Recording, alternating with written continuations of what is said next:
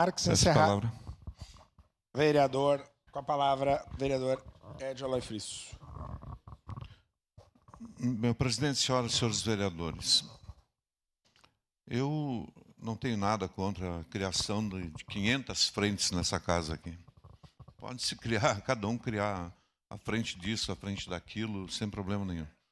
Como eu também tenho como prática não votar contra pedido de informações, porque eu acho que isso é inerente à atividade do vereador, é inerente ao direito que ele tem de fiscalizar os atos do executivo, né? Então, tu impedir um pedido de informações, tu está caçando aquela liberdade, aquela legitimidade conquistada na urna, né, de um vereador estar fiscalizando os atos do executivo.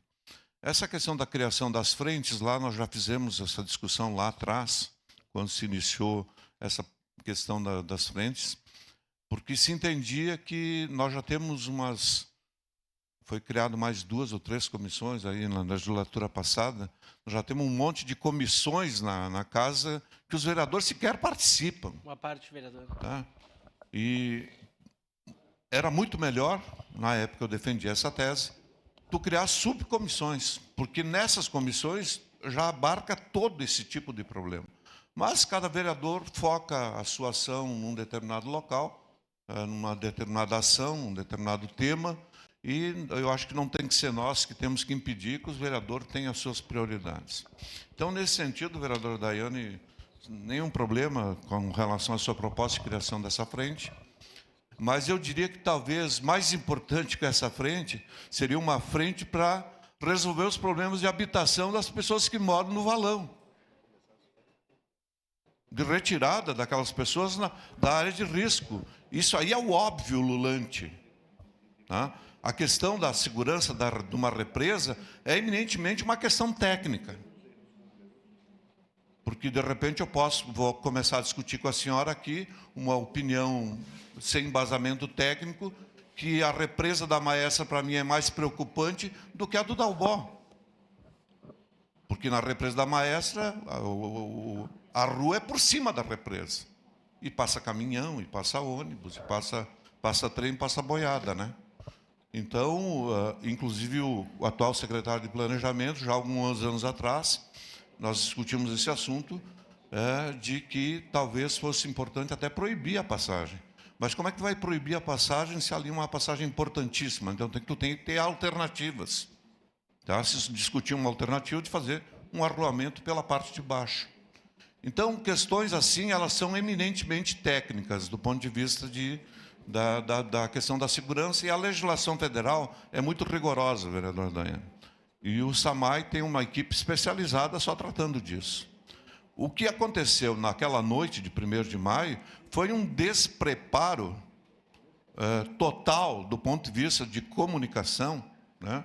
De comunicação de parte da então diretoria do SAMAI, colocando pavor naquela população, né?